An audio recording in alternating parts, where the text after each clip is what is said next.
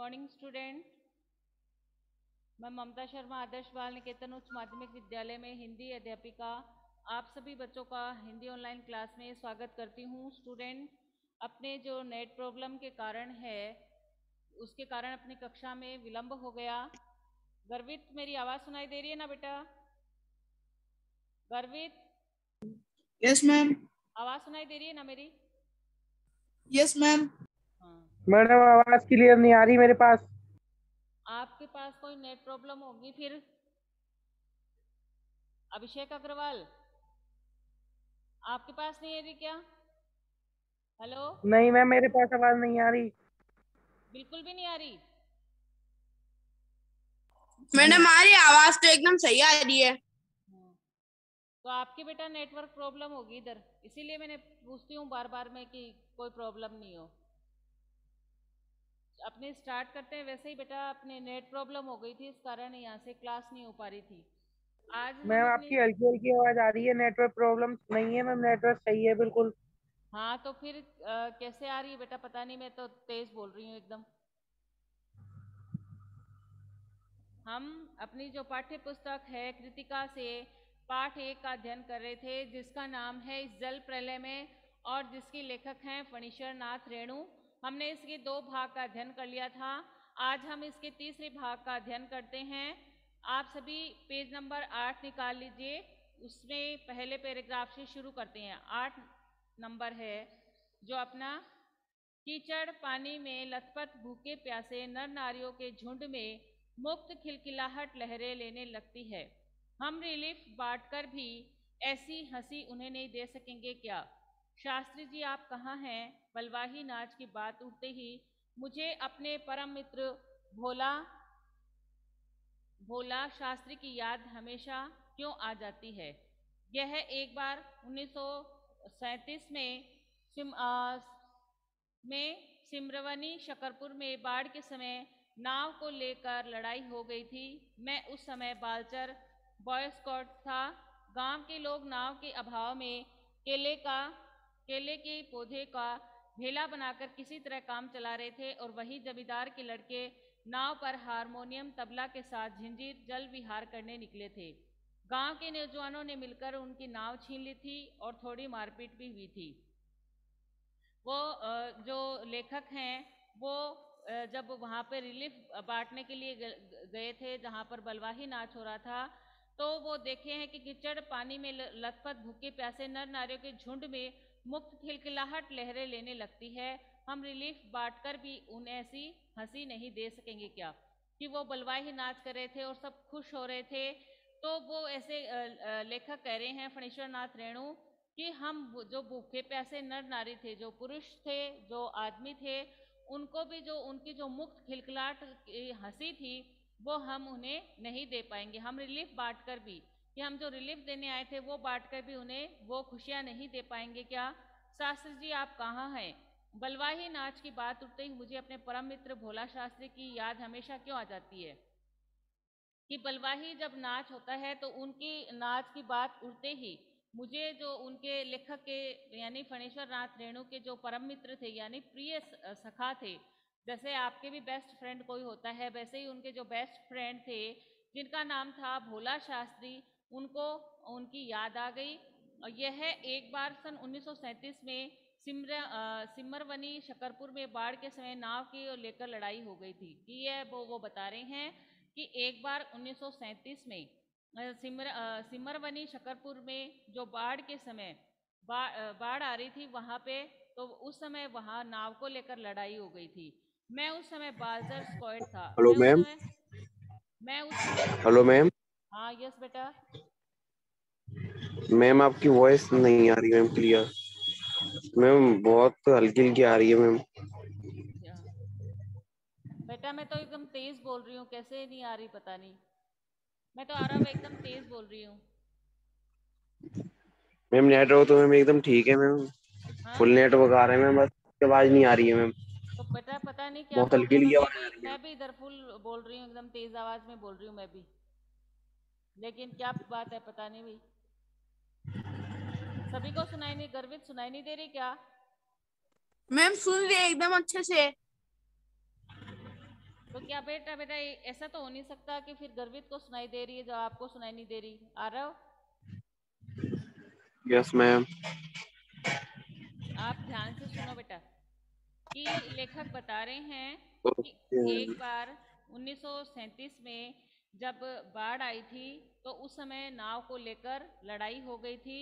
तो लेखक बता रहे हैं कि उस समय में बालचर यानी छोटा था, बॉय स्कॉट था, और ना गांव के लोग नाव के भाव में केले के पौधे का भेला बनाकर किसी तरह काम चला रहे थे। तो वहाँ गांव में क्या था, नाव नहीं थी, तो वहाँ के लोग जो केले का पौधा होता है उसको इस तरीके से नाव का सा आकार दे दिया उन्होंने, और उसको ऐसे नाव के जैसा बनाकर वो अपना काम है वो चला रहे थे। और वही जमींदार के लड़के नाव पर हारमोनियम तबला के साथ झिंझीर करने निकले थे। और वही जमींदार था, जमींदार होते हैं वो पैसे वाले होते हैं, तो वो क्या थे, वही जमींदार के जो लड़के थे वो हारमोनियम और तबला के साथ है अपना जल विहार करने के लिए निकले थे, यानी जल को देखने के लिए गए थे।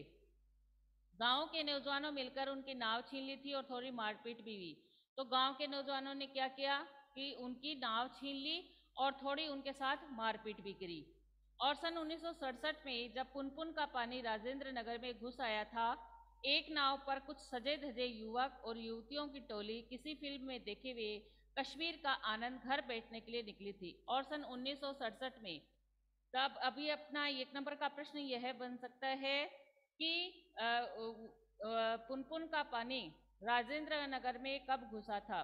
तो सन 1967 में, यहाँ से अंडरलाइन करेंगे, 1967 में जब पुनपुन का पानी राजेंद्र नगर में घुस गया था। तो अपने को ये संख्या भी देके, डिजिट भी देके पूछ सकते हैं कि 1967 में पानी कब पहुंचा था, घुस गया था। जगह का नाम भी पूछ सकते हैं और जगह का नाम देके सन भी पूछ सकते हैं। तो इस दृष्टि से हम इसको अंडरलाइन कर लेंगे। फिर एक नाव पर कुछ सजे धजे युवक और युवतियों की टोली किसी फिल्म में देखे हुए कश्मीर का आनंद घर बैठने के लिए निकली थी। तो देखते हैं कि कुछ सजे धजे युवक हैं और युवतियों की एक टोली है। टोली यानी जैसे तुम लोगों को ग्रुप जिसे कहते हो, ग्रुप बनाकर वो किसी जैसे ऐसे देखते ना, किसी फिल्म में देखे हुए कश्मीर का आनंद घर बैठने निकली हो, यानी बाढ़ का पानी देखने के लिए वो निकले थे। नाव पर स्टोव जल रहा था, केतली चढ़ी हुई थी। देखते हैं कि नाव पर स्टोव जल रहा था और केतली चढ़ी हुई थी, बिस्कुट के डिब्बे खिले हुए थे, यानी हो सकता है वो लोग चाय बना रहे हो, चाय का आनंद लेने के लिए उन्होंने स्टोव जला रखा और उस पर केतली रख रखी हो। वो देखते हैं उनके कुछ बिस्किट के डिब्बे भी थे, वो खुले हुए थे। एक लड़की प्याली में चम्मच डालकर एक अनोखी अदा से नेस्कैफे के पाउडर को मथ रही थी। एक लड़की प्याली में चम्मच डालकर एक अनोखे अदा से नेस्कैफे जो पाउडर आता है कॉफी का, उसको मथ रही थी, एस्प्रेसो बना रही थी शायद। दूसरी लड़की बहुत मनयोग से कोई सचित्र और रंगीन पत्रिका पढ़ रही थी। जो नाव में जो बैठे हुए थे बच्चे, उनमें से एक तो क्या कर रही थी कि एक तो केतली से में से एक लड़की प्याली में चम्मच डालकर कॉफी बना रही थी ऐसे लग रहा था, और दूसरी थी जो रंगीन पत्रिका यानी कोई भी जो पत्रिका होगी उसको पढ़ रही थी, वो पूरे मनोयोग से पढ़ रही थी। एक युवक दोनों पांवों को फैलाकर बांस की लग्गी से नाव खेरा था, और एक उनमें से एक युवक था, वो क्या कर रहा था, उसने दोनों पांवों को फैला रखा था और बांस की लग्गी से नाव खेरा था, और जो बांस होती है उसकी से वह नाव को खेरा था यानी चला रहा था। दूसरा युवक पत्रिका पढ़ने वाली लड़की के सामने अपने घुटने पर कोहनी टेक कर कोई मनमोहक डायलॉग बोल रहा था। दूसरा युवक क्या कर रहा था, जो लड़की पत्रिका पढ़ रही थी उसके सामने उस अपने घुटने पर कोहनी टिकाकर बैठ गया, और ऐसे लगा जैसे उसने कोई बहुत ही बढ़िया मन को मोहित करने वाला डायलॉग बोल रहा है। पूरे वॉल्यूम में बजते हुए ट्रांजिस्टर पर गाना आ रहा है, हवा में उड़ता जाए मोरा लाल दुपट्टा मलमल का, हो जी हो जी। और पूरे वॉल्यूम में यानी जो ट्रांजिस्टर यानी रेडियो है उसमें पूरा वॉल्यूम बज रहा था, उसमें पूरा आवाज़ सुनाई दे रहा था, जिस पर एक गाना बज रहा था जिसका नाम है लाल दुपट्टा, मेरा लाल दुपट्टा उड़ता जाए, हवा में उड़ता जाए मेरा लाल दुपट्टा मलमल का। हमारे ब्लॉक के पास गोलभर के में नाव पहुंची थी कि अचानक चारों ब्लॉकों की छतों पर खड़े लड़कों ने एक ही साथ किलकारियों, सीटियों, फप्तियों की वर्षा कर दी। कि हमारे पास ब्लॉक के पास गोलंबर में नाव पहुंची थी, जो लड़कों और जो युवकों का झुंड था, जिस नाव पर सवार था, उस नाव वो नाव थी, वो गोलंबर में पहुंची थी कि अचानक जो चारों ब्लॉकों थे उसकी छतों पर जो खड़े युवक थे, लड़कों ने एक साथ किलकारियों और सीटियों से, फब्तियों से वर्षा कर दी। और इस गोलंबर में किसी आवाज की प्रतिध्वनि मंडराकर मंडराकर गूंजती है। और इस गोल भर में कि क्या है, किसी की भी आवाज है वो मंडराकर बार बार में गूंजती है। सो सब मिलकर स्वयं ही ध्वनि संयोजन हुआ। उसे बड़े से बड़े गुणी संगीत निर्देशक बहुत कोशिश के बावजूद नहीं कर पाते हैं। उन युवकों की सारी एग्जिबिशनिज्म तुरंत छूमंतर हो गई और युवतियों के रंगे लाल लाल होठ और गाल काले पड़ गए। नाव पर अकेला ट्रांजिस्टर था जो पूरे दम के साथ मुखर था, नैया तोरी मझधार होशियार होशियार। कहो राम सिंगार पनिया आ रहलो है, उहू ना रहलो है। कि एग्जिबिशनिज्म का मतलब होता है कि प्रदर्शनवाद। जो वो प्रदर्शन कर रहे थे इस प्रकार फूहड़ बातों से, उसके बाद में उनकी सारी जो बातें थी, एग्जीबिशन थी, जो प्रदर्शनवाद था, वो तुरंत छूमंतर हो गया। और उनके जो कह रहे हैं कि जो युवतियों के जो रंगे लाल लाल होठ थे वो काले पड़ गए, यानी डर के मारे उनको उनका जो रंग है, होठों का रंग, वो काला हो गया था। अब उनका ट्रांजिस्टर तो केवल एक ही गाना बजा रहा था कि नैया तोरी मझधार होशियार होशियार।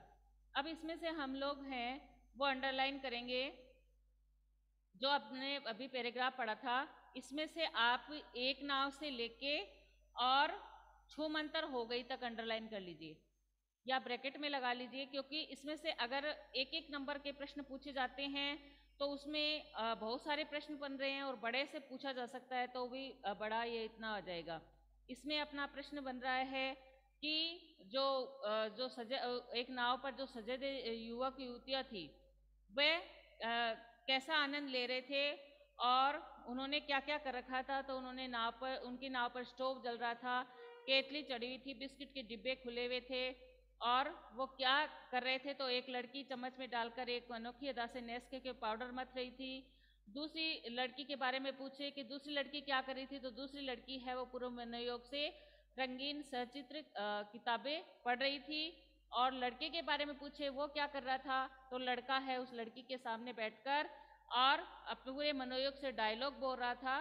तो अपने ऐसे छोटे छोटे भी 3 प्रश्न बन रहे हैं और बड़े में पूछा जाए तो अपने छूमंतर हो गई, यहाँ तक आ सकता है। तो आप यहाँ से लगा लीजिए, एक नाव पर कुछ सजे धजे युवक से लेके और एग्जिबिशनिज्म तुरंत छूमंतर हो गई, यहाँ तक अंडरलाइन कर लीजिए। आगे पढ़ते हैं। 2:30 बज गए हैं मगर पानी अब तक आया नहीं, लगता है कहीं अटक गया अथवा जहाँ तक जाना आना था आकर रुक गया, अथवा तटबंध पर लड़ते हुए इंजीनियरों की जीत हो गई शायद, या कोई देवी चमत्कार हो गया। नहीं तो पानी कहीं भी जाएगा तो किधर से, रास्ता तो इधर से ही है। चारों ब्लॉकों के प्राय सभी प्लेटों की रोशनी जल रही है, बुझ रही है, सभी जगे हुए हैं। कुत्ते रह रहकर सामूहिक रुदन करते हैं और उन्हें राम सिंगार की मंडली डांट कर चुप चुप करा देती है, चौप चौप। वह जब 2:30 बज गए रात्रि के, तब तक पानी आया नहीं। पानी किसका नहीं आया, जो बाढ़ का पानी था, जिसमें पहले अलर्ट किया गया था, घोषणा की गई थी कि रात 2:30 बजे तक पानी आ सकता है। तो रात के जब 2:30 बज गए तब रात को पानी नहीं आया। तो वो अनुमान लगा रहे हैं कि शायद वह कहीं अटक गया अथवा जहाँ तक आना था वहाँ आकर रुक गया, कि जहाँ बाढ़ का पानी जहाँ तक आना था वहाँ आकर हो सकता है रुक गया हो, अथवा जो तटबंध पर, जो तट पर लगे हुए जो लड़के हैं उनकी इंजीनियरों की जीत हो गई है, और या फिर कोई देवी चमत्कार हो गया है कि जहाँ से पानी आना था वो वहाँ से नहीं आया। या चारों ब्लॉकों में प्राय सभी फ्लैटों की रोशनी जल रही थी। जो चारों ब्लॉक थे जहाँ पर अलर्ट किया गया था कि यहाँ पर कभी भी पानी घुस सकता है, वहाँ पर नहीं आया। तो सभी लोग परेशान थे, उनके फ्लैटों की जो लाइटें थी वो जल रही थी, लेकिन पानी नहीं आया। जब लेखक सोचने लगा या तो हो सकता है कोई देवी चमत्कार हो गया कि पानी नहीं आया, या फिर वहाँ के जो कुशल इंजीनियर थे उन्होंने इतनी वहाँ पर उनकी क्षमता से हो सकता है वहाँ पानी नहीं आया क्योंकि उन्होंने इतना प्रबंध कर दिया हो अपना कुशल संचालन से कि वहाँ तक पानी ही नहीं पहुँचा हो। तो फिर कह रहे हैं कुत्ते रह रहकर सामूहिक रुदन करते हैं, यानी कुत्ते थे वो आपस रात को सामूहिक रुदन, सामूहिक यानी इकट्ठे हो गए और रोने जैसी आवाज़ है वो निकालने लग गई। आप भी देखते हो कि रात के समय है जो कुत्ते हैं वो अत्यधिक भौंकते हैं, तो वैसे ही रात के जो टाइम था और कुत्ते हैं वो साथ में बैठकर रुदन कर रहे थे और जो राम सिंगार की जो मंडली थी उन्हें डांट डांट कर चुप कराई थी, चौप चौप कह रही थी। मुझे अचानक अपने इन मित्रों और स्वजनों की याद आई जो कल से ही Pataliputra colony Shri Krishnapuri boring road के अथाह जल से घिरे हैं। जितेंद्र जी, विनीता जी, बाबू भैया, इंदिरा जी पता नहीं कैसे हैं, किस हाल में हैं। वे शाम को एक बार पड़ोस में जाकर टेलीफोन करने के लिए चोंगा उठाया। बहुत देर तक कई नंबर डायल करता रहा। उधर सन्नाटा था एकदम, कोई शब्द नहीं, टुंगफुंग कुछ भी नहीं। मुझे अचानक अपने उन मित्रों और स्वजनों की याद आई जो कल से ही Pataliputra colony Shri Krishnapuri boring road के था जल से गिरे हैं। लेखक कह रहे हैं कि मुझे अचानक से अपने उन मित्रों की याद आ गई जो कल से पाटलिपुत्र की कॉलोनी है, श्री कृष्ण की जो बोरिंग रोड है, वहाँ के अथाह जल यानी बहुत सारा पानी था उससे घिरे हुए थे। तो वो कौन कौन थे? जितेंद्र जी, विनीता जी, बाबू भैया और इंदिरा जी। इसको भी अंडरलाइन कर लीजिए। लेखक को अचानक से अपने किन मित्रों की याद आई और वो उनके क्या नाम थे, तो आप यहाँ से अंडरलाइन करेंगे मुझे अचानक से लेके और किस हाल में हैं वे, यहाँ तक अंडरलाइन करेंगे किस हाल में हैं वे, यहाँ तक अंडरलाइन कर लेंगे आप लोग। शाम को एक बार पड़ोस में जाकर टेलीफोन करने के लिए चोंगा उठाया। बहुत देर तक कई नंबर डायल कर रहा था। शाम को एक बार क्या किया, लेखक कह रहे हैं कि मैं पड़ोस में गया और वहाँ टेलीफोन करने के लिए मैंने चोंगा उठाया, तो देखता हूँ बहुत देर तक कई नंबर डायल करता रहा कि बहुत देर तक मैंने कई नंबर डायल करे। उधर सन्नाटा था एकदम, कोई शब्द नहीं, टुंगफुंग कुछ भी नहीं, कि कोई भी आवाज़ नहीं आ रही थी टुंगफुंग की, कुछ भी नहीं, एकदम शांत वातावरण था। बिस्तर पर करवट लेते हुए फिर एक बार मन में हुआ कुछ लिखना चाहिए, लेकिन क्या लिखना चाहिए। लेखक फणीश्वर नाथ रहने कहते हैं कि मैं बिस्तर पर लेटा हुआ था और बिस्तर पर करवट लेते हुए एक बार मेरे मन में आया कि मुझे कुछ लिखना चाहिए, लेकिन क्या लिखना चाहिए। कुछ लिखना संभव नहीं और क्या ज़रूरी है, कि कुछ भी लिखना है वो संभव नहीं है। और लेखक कह रहे हैं क्या ज़रूरी है कि कुछ लिखा जाए, कि ऐसा भी तो नहीं है कि मैं, पहले तो वो लेखक कैसे सोचने लगे कि क्या लिखना चाहिए, फिर ऐसे सोचने लगे कि अगर लिखूं तो भी क्या लिखा जाए।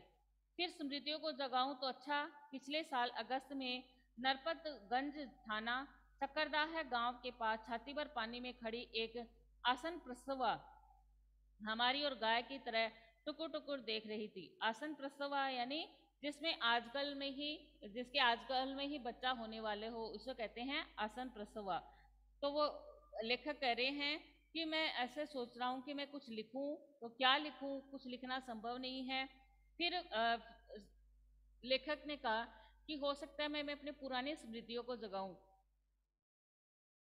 यानी मैं अपनी पुरानी जो यादें हैं उसको जगाऊं तो भी अच्छा। पिछले साल जो अगस्त में जो नरपतगंज में जो छाती भर खड़ी में एक जो आसन प्रसवा थी जिसे आजकल में ही बच्चा होने वाला था, वो हमारी और गाय की तरफ टुकुर टुकुर देख रही थी। नहीं अब भूली बिसरी याद नहीं, बेहतर है आंखें मूंद कर सफ़ेद भेड़ों के झुंड देखने की चेष्टा करूं। उजले उजले सफ़ेद भेड़ों के झुंड झुंड, किंतु सभी उजले भेड़ अचानक काले हो गए। बार बार आंखें खोलता हूँ, मूंदता हूँ, काले को उजला करना चाहता हूँ। भेड़ों के झुंड भूरे हो जाते हैं। उजले भेड़, काले भूरे, किंतु उजले उजले गेहूं रंग के भेड़। लेखक के मन में इस तरह के मानसिक द्वंद्व चल रहा है, वो कुछ न कुछ सोच रहे हैं। ओई दाखो ऐसे गेछे जल, झकझोर कर मुझे जगाया गया। घड़ी देखी, ठीक 5:30 बज रहे थे। सवेरा हो चुका था। आ रेलो है पनिया, पानी आ गेलो हो राम सिंगार ओ मोहना रामचंद्रे अरे ओ। आंखें मलता हुआ उठा पश्चिम की ओर। थाने के सामने सड़क पर मोटी डोरी की शक्ल में मुंह में झाग फेंक लिए पानी आ रहा था। कि वो ऐसे कह रहे हैं कि ओई दखो ए गेछे जल, कि झकझोर कर मुझे जगाया गया। कि लेखक कह रहे हैं कि जब मैं सो रहा था तो झकझोर कर मुझे जगाया गया। मैंने घड़ी देखी तो ठीक शाम 5:30 बज रहे थे और सवेरा हो चुका था। आ रेलो पनिया, कि पानी है, वो उन भाषा में बोल रहे हैं बंगाली में कि पानी है वो आ गया है। और राम सिंगार यानी किसी व्यक्ति का नाम है वो मोहन रामचरण, पानी है वो आ गया है। तो लेखक कहते हैं कि मैं आंखें मलता हुआ उठा पश्चिम की ओर खाने के सामने पर, तो देखता हूँ एक मोटी डोर की शक्ल में मुंह में झाग फेंक लिए पानी आ रहा है। ठीक वैसा ही जैसा शाम को कॉफी हाउस के पास देखा था, और ठीक कैसे आ रहा था, जैसा कि उन्होंने शाम को कॉफी हाउस के पास देखा था। पानी के साथ साथ चलता हुआ किलोल करता हुआ बच्चों का एक दल उधर पश्चिम दक्षिण कोने पर दिनकर अतिथिशाला में से और आगे बस्ती के पास बच्चे कूद रहे हैं। नहीं बच्चे नहीं, पानी है, वहाँ मोड़ है, थोड़ा अवरोध है, इसलिए पानी उछल रहा है। पश्चिम उत्तर की ओर ब्लॉक नंबर 1 के पास पुलिस चौकी के पिछवाड़े में पानी का पहला रेला आया। ब्लॉक नंबर 4 के नीचे सेठ की दुकानें की बाएं बाजू में लहरें नाचने लगी। कि अब वो कह रहे हैं कि जब लेखक ने देखा कि वहाँ पानी आ रहा है और लेकिन वहाँ पर थोड़ा मोड़ है, इसलिए पानी अवरुद्ध है और पानी था वो वहाँ पर उछल रहा था। और वहाँ पर ही ब्लॉक नंबर 1 के पास जो पुलिस चौकी के पिछवाड़े में पानी का जो पहला रेला आया थी, पानी का बहाव वहाँ आया था। और ब्लॉक नंबर 4 के नीचे जो सेठ की दुकान थी उसमें बाई बाजू में लहरें नाचने लगी थी, यानी वहां पर पानी आया गया था और लहरें चलने लग गई थी। अब मैं दौड़कर छत पर चला गया। चारों ओर शोर कोलाहल, कलरव, चीख पुकार और पानी का कलरव। तो लेखक कहते हैं कि जब पानी वहां घुस आया तब लेखक ने क्या किया कि वो दौड़कर छत पर चढ़ गए। तो देखते हैं कि चारों ओर शोर मच रहा है, हल्ला मच रहा है, कोल्हाल यानी शोर, तो और चीख पुकार है वो मच रही है और चारों तरफ पानी ही पानी है। लहरों का नर्तन, सामने फुटपाथ को पार कर अब पानी हमारे पिछवाड़े में सशक्त बहने लगा था। लहरों का नर्तन यानी लहरें थी पानी में, क्या उठती है, लहरें उठती है, तो ऐसे लग रहा था जैसे लहरें हैं वो नृत्य कर रही हो। और जो सामने फुटपाथ थे उसके पार कर अब पानी हमारे पिछवाड़े में सशक्त बहने लगा था। उनके लेखक के जो आप खड़े थे उनके पिछवाड़े में बहने लगा था। गोलंबर के गोल पार्क के चारों ओर पानी नाच रहा था। जो गोलंबर है, तो गोलंबर में जो गोल पार्क बना हुआ था वहां पर पानी नाच रहा था। पानी नाचने से मतलब क्या है, वहां पर बहुत पानी तेजी से इकट्ठा हो रहा था। आ गया पानी बहुत तेजी से बढ़ रहा है, चढ़ रहा है। करंट कितना तेज है, सोने का पानी है, नहीं गंगा जी का है, आ गेलो। तो जब वहाँ पानी है, बाढ़ का पानी जब वहाँ आ जाता है तो सारे जो वहाँ के लोग हैं वो आपस में बातें करने लग जाते हैं कि आ गया पानी बहुत आ गया। कोई कह रहा था पानी चढ़ रहा है, कि कोई कह रहा था, आपस में बातें कर रहे थे कि पानी का करंट है वो कितना तेज है। कोई कह रहा था सोन का पानी है यानी सोन नदी का पानी है, तो कोई कह रहा था नहीं गंगा नदी का पानी है। आ गेलो यानी पानी है वो आ गया है। और सामने की दीवारों की ईंट जल्दी जल्दी डूबती जा रही है। बिजली के खंभे का काला हिस्सा डूब गया। ताड़ के पेड़ का तना क्रमशः डूबता जा रहा है, डूब रहा है। सामने की जो दीवारें की ईंट है वो जल्दी जल्दी डूबती जा रही थी। बिजली के खंभे का जो काला हिस्सा था वो डूब गया था। ताड़ के पेड़ का तना है वो क्रमशः डूबता जा रहा था, डूब रहा था। अभी यदि मेरे पास मूवी कैमरा होता, अगर एक टेप रिकॉर्डर होता, बाढ़ तो बचपन से ही देखता आया हूँ किंतु पानी का इस तरह आना कभी नहीं देखा। लेखक कह रहे हैं कि अभी मेरे पास कोई मूवी कैमरा होता यानी पिक्चर बनाने का कोई कैमरा होता तो मैं जो बाढ़ का दृश्य था जिसमें जैसे पानी आ रहा था मैं उसको कैद कर लेता, यानी उसको मैं अपने कैमरे में कैद कर लेता, यानी उसको पिक्चर बना लेता, उसको रिकॉर्ड कर लेता।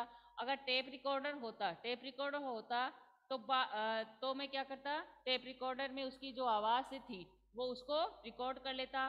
बाढ़ तो बचपन से ही देखता आया हूँ कि लेखक कर रहे हैं। लेखक तो स्वयं क्या थे, रिलीफ वर्कर थे जो बाढ़ग्रस्त इलाकों का दौरा करते थे और वहाँ पे जो व्यक्ति हैं उनकी सहायता करते थे। तो वो कह रहे हैं कि बाढ़ बचपन से ही देखता आया हूँ। लेखक कह रहे हैं कि बाढ़ तो मैं बचपन से ही देखता आया हूँ किंतु पानी का इस तरह आना कभी नहीं देखा, किंतु पानी इस तरह से तेजी से आता है वो मैंने कभी नहीं देखा था। अच्छा हुआ जो रात में नहीं आया, नहीं तो भय के मारे न जाने मेरा क्या हाल होता। लेखक कह रहे हैं कि अच्छा हुआ मैं रात को नहीं आया, नहीं तो भय के मारे मेरा क्या हाल होता। देखते देखते गोल पार्क डूब गया, हरियाली लोप हो गई। तो वो लेखक देखते देखते जो गोल पार्क बना हुआ था वो पानी में डूब गया, और जो उस चारों तरफ हरियाली थी वो भी पानी में डूब गई। अब हमारे चारों ओर पानी नाचा था। अब लेखक कह रहे हैं कि उनके चारों तरफ पानी ही पानी हो रहा था। भूरे रंग के भेड़ों के झुंड भेड़ दौड़ रहे हैं, भूरे पेड़। वह चाय वाले की झोपड़ी गई चली गई। काश मेरे पास एक मूवी कैमरा होता, एक टेप रिकॉर्डर होता तो क्या होता। अच्छा है कुछ भी नहीं, कलम थी वह भी चोरी चली गई। अच्छा है कुछ भी नहीं मेरे पास। लेखक मन ही मन में सोच रहे हैं कि ये जो बाढ़ के दृश्य जो दिखाई दे रहे हैं, अगर मेरे पास कैमरा होता तो मैं इनकी फोटो क्लिक कर लेता, इनकी फोटो खींच लेता तो मेरे याददाश्त रहती। और एक मूवी कैमरा होता तो मैं इनका क्या थी एक वीडियो बना लेता, तो मैं फिर इसको सभी को दिखाता। और टेप रिकॉर्ड होता तो इसकी आवाज़ को मैं रिकॉर्ड कर लेता। अच्छा था कि मेरे पास कुछ भी नहीं है। लेखक की जो कलम थी, एक लेखक को लिखने के लिए पेन चाहिए होता है, वह भी कलम भी चोरी हो गई थी। लेखक कह रहे हैं अच्छा है मेरे पास अब कुछ भी नहीं है। तो इस प्रकार से हमने आज अपना जो चैप्टर है फर्स्ट की जिसका नाम है इस जल प्रलय में, और जिसके लेखक फणीश्वर नाथ रेणु है, इसका अध्ययन कर लिया है। अब आपकी कोई बात समझ में नहीं आई हो तो आप मेरे से पूछ सकते हैं। इसमें जो अपने दिया गया है ये बाढ़ का दृश्य दिखाया गया है कि किस तरीके से बाढ़ का पानी है वो घुस गया, और किस तरह से लोग हैं वो परेशान हो गए, आपस में बातचीत करने लग गए। ठीक है स्टूडेंट्स, पूछना है किसी को? No ma'am. ठीक है बेटा, थैंक यू बेटा, हैव ए नाइस डे।